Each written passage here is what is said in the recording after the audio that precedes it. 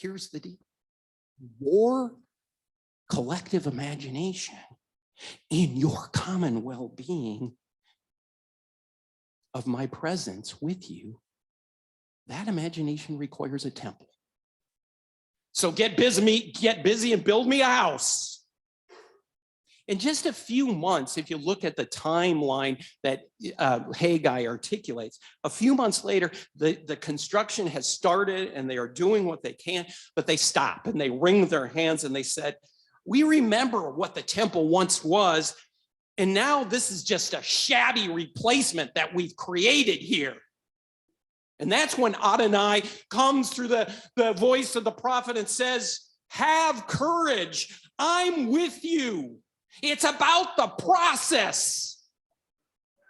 And in that process of making home with each other, I am in your midst. There might be dreams of the former splendor, but your task right now is to work collectively, inspired by your forebears, to know my presence in the mess. Glory is not in the physical structure. My presence is the glory, not pillars of gold, not the numbers on the books, not your reputation in all the land, not the puffed up pride of externals, but in the respectful work of making home space with each other and with me. That's your cure for nostalgia. That's your cure for home sickness. It can be pretty easy to be, quote, physically at home, to have all the creature comforts of around us, and yet be spiritually homeless. While all at the same time, in some ways, subtle and maybe not so subtle, promoting the struggle of lack of physical dwelling for our neighbors. It reminds me a little bit of that moment in history when Henry VIII decided, okay, church is a bunch of land, there's a bunch of common space, and we're going to sell it to this narrow band of economically secure folk. And what did it do? Not only did it turn neighbors into indentured servants and global neighbors into colonized, enslaved, and common land into private land, and shared resources into manifest destiny, it changed the way they understood the spirit in their midst. Those relationships changed, and the way they saw God at work changed.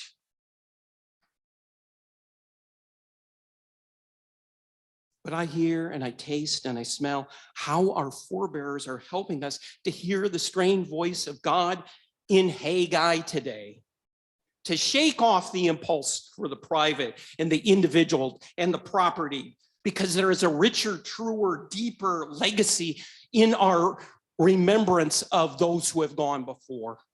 We are one body. Holiness is encountered in the spaces in between, the space where my shadow and your shadow creates a new intersection, the space where my desire for life and your desire for life find a new story, the space where we share commonwealth. We are not saved by our privacy. We are not saved by our independence. We are saved as a body with the ancients pulsing through us together. So we remember today 5 from our congregation, but I'm going to speak to the 3 who we have already formally memorialized in a service. Bob Spencer. He spent his life fighting for common space, especially for young people, physical, emotional, spiritual growth of young people. And I can only imagine that there were some restless nights in his life when he was trying to figure out, how are we going to come up with the resources for this new program? And yet he lived with the vision of commonwealth. Dorsey Dyer taught for years at a community college with a vision that anybody who wanted to study should have access to continuing their education. He volunteered tirelessly for seniors to have open access to financial information. I learned from his daughter Elizabeth the other day, he was so excited to be able to offer with his brother a legacy with some land in Georgia to support a Rails to Trails initiative across the state of Georgia. And I'm sure that there were times that he questioned the vision, frustrated by the obstacles, but with dry humor and wide-angle patience, Dorsey persisted. Betsy Clausen dedicated her life to giving full public access to written resources, probably not so much digital resources at the time. And all the while, she raised her daughters. She didn't come to be grateful and humorous and generous by clinging just to what she had. She welcomed a space in between where all of us could glimpse a little sense of home. So the writer, many of you know the writer Natalie Goldberg. She wrote a number of things, but one thing she wrote is, whether we know it or not, we transmit the presence of everyone we've ever known. Consider that. We transmit the presence of everybody we've ever known. By being in one another's presence, we exchange selves, we pass on future life force, and then we go on carrying the other person in our body. Not unlike springtime, when certain plants in the fields we walk through attach their seeds in the form of small burrs that end up on our socks and on our pants and on our caps, as if to say, go on, take us with you, carry us to the root of another place. This is how we survive long after we are dead. This is why it is important who we are becoming, because we are passing it on. The ancestors lined the spaces of our wandering, sometimes warning us, but most often doing Reiki around us to heal and embolden us for that which is right before us. And the distances of hearts and dreams have shrunk into an intimacy where the past and the present and the future in intricate origami have folded in upon each other. So we are here to hear the subtle whisper of the Holy saying, I am with you in the common spaces that you are creating. That's where I will dwell. I am with you, and really, there's nothing you can do about it.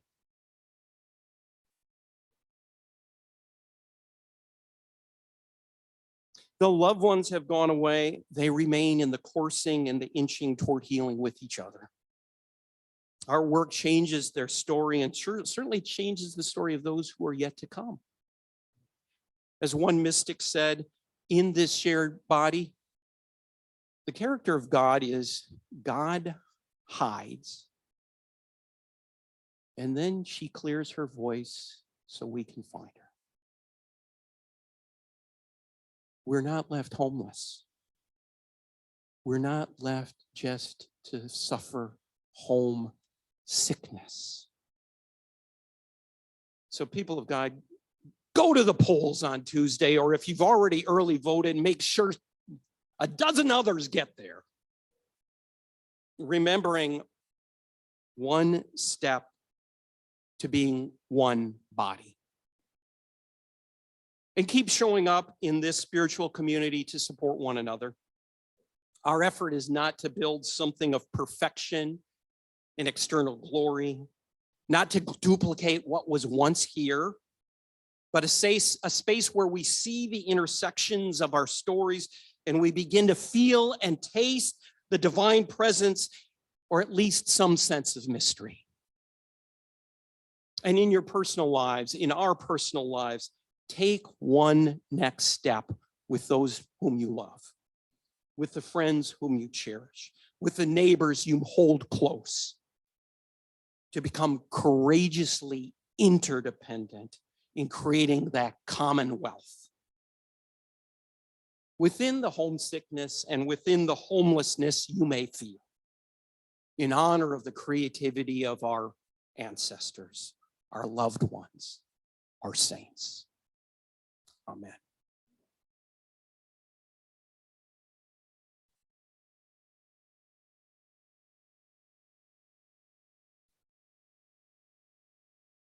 Couple of announcements before we move to our closing song. It is important to express gratitude for all of the ways that you support this community, including your financial gifts. There is a plate in the back if you wish to share in that way. There's a link on our website, and you can always send a check to the church office. Thank you for your ongoing support. In just a moment, I'm going to invite Joni forward to share a little bit about our current stewardship campaign status. We need magazines, pictures of people doing something for a retreat this Saturday. So if you've got things that can be cut up, we really hope that you can bring them to church. On Tuesday, I mean, if you've not already decided who you're voting for, there's plenty of materials in the narthex to read about where you have to go and so forth. Still, if there's anybody who wants to make sure there's some snacks here, because we are a polling place, let me know. After worship today, stick around because there's a short congregational meeting to approve the WISE covenant. You'll hear more about that in just a moment. There is a group that is organizing through the Industrial Areas Foundation to address justice in our community. And there is a training coming up on Thursday, November 11th at 6:30 at Temple Emmanuel. And if you've not had a chance to sign up yet, Karen and Steve will talk to you right after the congregational meeting, or even maybe in between if you can't stick around. We know that some of you have made a commitment that afternoon to Soul of Aging. This will start at 6:30 and you can decide if you can do both. Lastly, this is part of our WISE commitment. We know that we gain an hour, right? This weekend.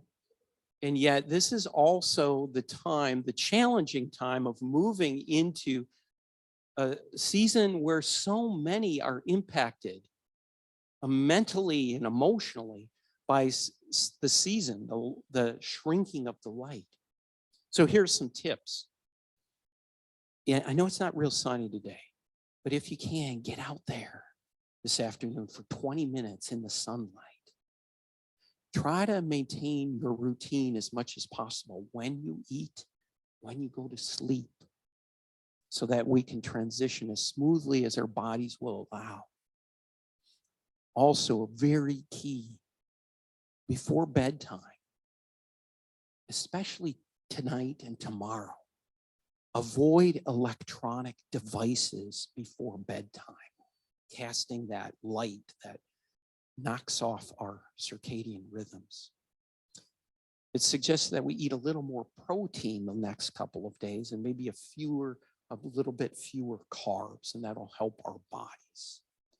And if you're at a work station, try to find a way to put that desk or that computer close to a window with light coming in at least part of the day.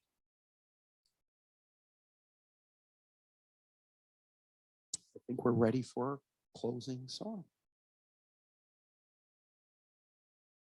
Oh, Joni, I'm sorry. Come on up, Joni.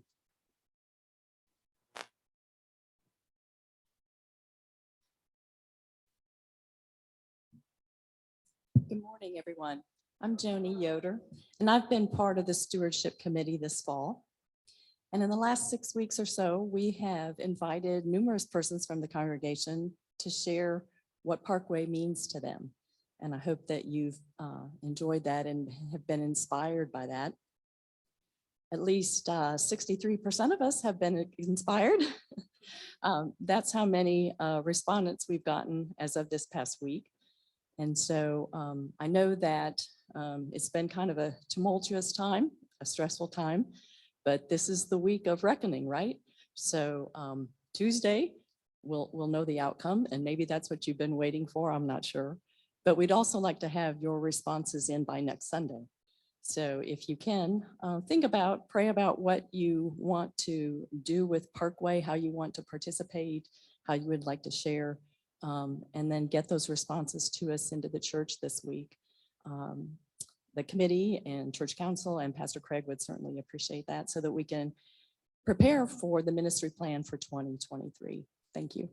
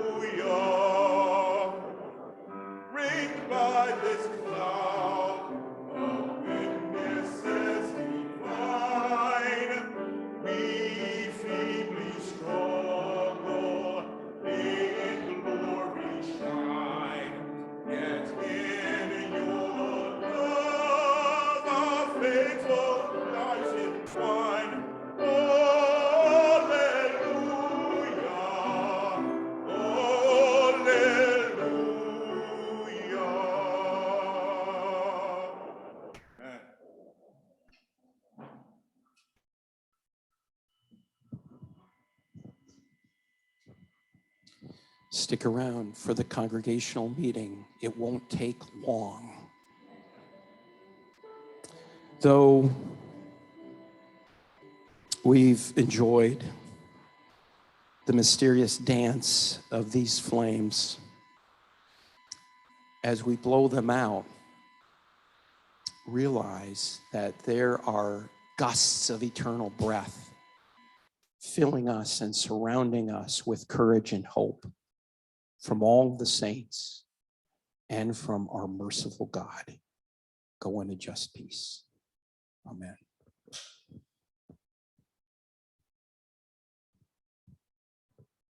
I think you may be seated. I think Ralph is on his way up. Oh, we've got a postlude.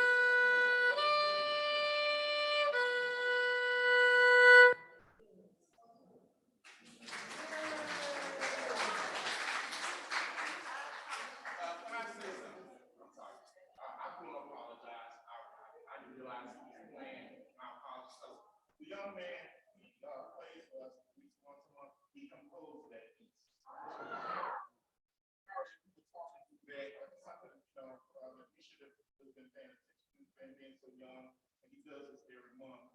But I just wanted you all to know that his dad sent something to us, posted, that he mentioned that he composed that.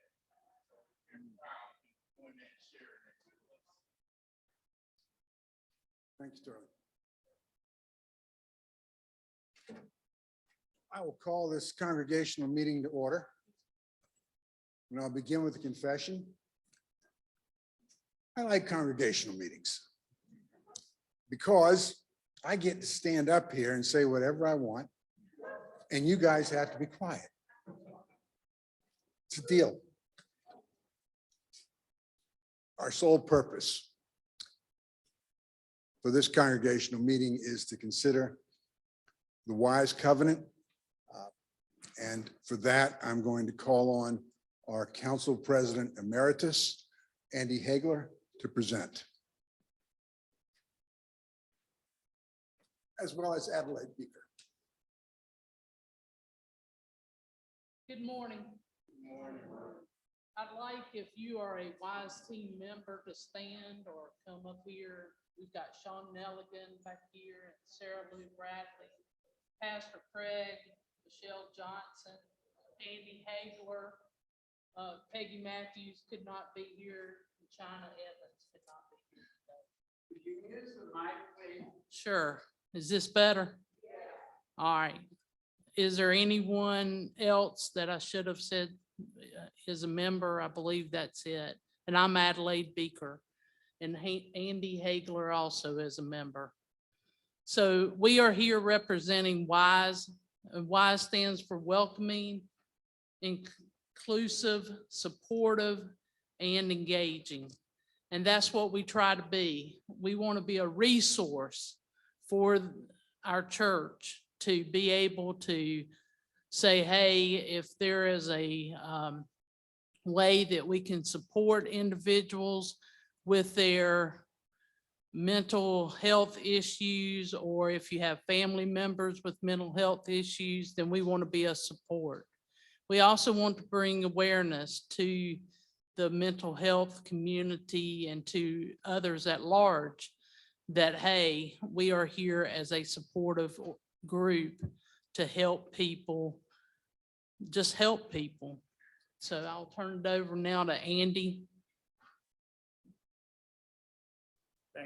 Thank you, Adelaide, and thank you for your leadership on the WISE team. And one of the things, the impetus for this is because when we talk about mental health, we're looking at about 20% of the population, whether that includes children, whether that includes young adults, old adults, adolescents, and so forth across the lifespan, about 20%.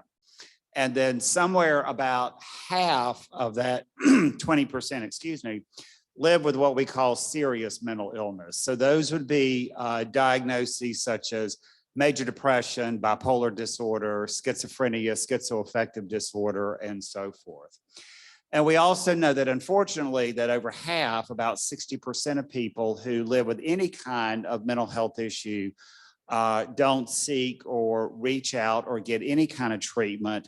And a lot of times that's because of the stigma that's always associated with mental health, mental illness, as well as co-occurring substance use, because a lot of people dealing with anxiety, depression, often self-medicate through drugs and alcohol. So really the purpose for being a WISE congregation that's through the United Church of Christ nationally is really to create that atmosphere of openness and acceptance. It helps to make individuals, whether they're members, visitors, or the community at large, feel safe and free from judgment, because as a society, we still place a lot of judgment and a lot of blame, oftentimes associated living with mental illness, as well as co-occurring substance use. So the creation for the WISE covenant is really to provide that education and a safe and judgment-free place where people can come and worship. If you'll just go ahead and pull out the covenant, and I'm not going to go over every bit. You can read this for yourself. But we're really here to provide that support, advocate for the general health and emotional well-being for our whole community. So not only the community within Parkway United Church of Christ, but also the community here within the Irving Street and beyond. And then again, just some of the bullets where we commit. And actually, if you notice that some of these commitments have already been made or in the process of being made through our summer series on mental health, as well as coming up this coming Saturday, there will be a mental health first aid training. And I know that Joni is also involved with the mental health network through the Western North Carolina Association and so forth. And then again, there are bullets kind of on the next page. One of the things, and I just kind of want to mention this briefly, because when Craig was mentioning about some of the saints that have gone on before us through the Parkway community, one of the key words that he mentioned was about access. And so really, as a community at large, is to really promote accessing services for mental health treatment, because accessing care oftentimes depends upon what resources an individual has versus what they don't have. So for example, I know Michael Lang and the company where he works, primarily they serve individuals who are uninsured and Medicaid. But for those of us that I turned 65 in October, so those that have become part of the Medicare generation, we know that if we wanted to see a therapist and bill through Medicare, then our therapist has to be a licensed clinical social worker. So it limits the playing field. It limits the number of providers that we can actually see if we want to bill through Medicare. So we need to work and lobby to expand access. And also in our larger community, we have more and more children who are uninsured. We also have in Forsyth County a lot of individuals who are undocumented. And individuals who are undocumented cannot use the resources that we may have, whether it's Medicare or Medicaid or private health insurance. They have to pay out of pocket. So it's very, very, very expensive. And that also includes not only their treatment, but also access to their medications. And one of the things that we are working with our entity, which is Partners Health Management, is to develop some protocols for providing services for those who are undocumented. And the school system has quite a number of children who are undocumented, as well as just children who are uninsured, which that should not happen. And then again, the last part is our covenant statement. And again, the very last thing that I want to just bring up, and it's just the very last paragraph, and just to make it very clear that we are not healthcare providers. So our role is not to serve as a counseling center. We're not medication or medication management, but we're here to provide that support and to help people get the help that they need, as well as maintaining healthy boundaries. And kind of when I say that, it also means that we're not a bank. We're not a taxi cab service. But again, we're here to provide that support and help people get access to the resources that we have here in Forsyth County and beyond. This covenant was approved by Church Council earlier this fall.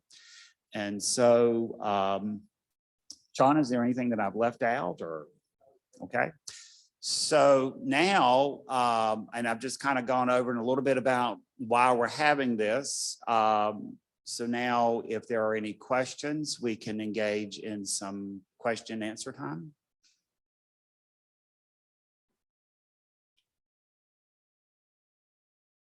Yes, ma'am.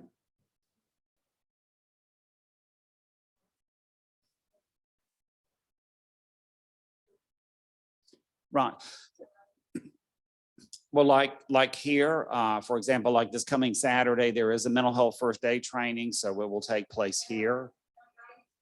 The 19th, I'm sorry, the 19th. Okay, sorry. On the 19th, the mental health first aid training will take place here, jumping the gun. But they can also take place anywhere else. I know that our neighbors across the street, I've been in some conversations at Forsyth Tech, that they're very interested. So, so really kind of any place where there's an interest. So it can take place here, it can take place in the eastern part of the city, the northeastern part, Clemens, Kernersville, because they're part of Forsyth County. So really our footprint can be anywhere.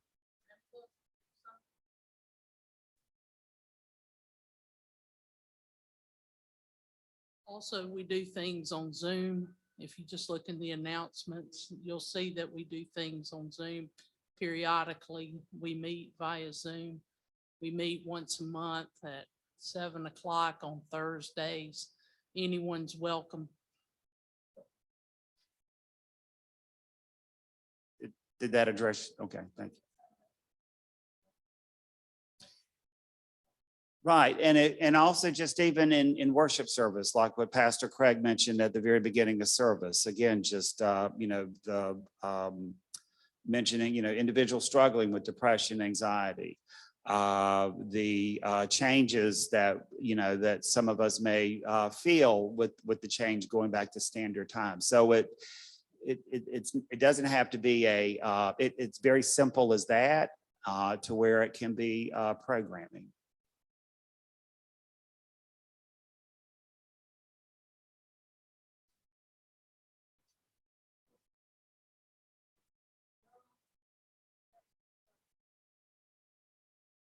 Thank you, Nan. You took the words out of my mouth. Do I have a second? We have seconded motion to accept this covenant.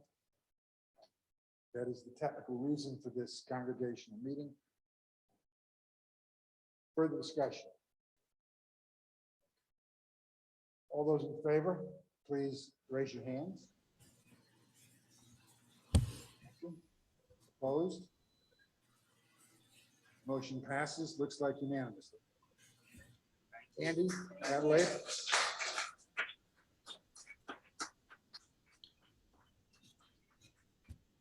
Thank you all very much. We appreciate it.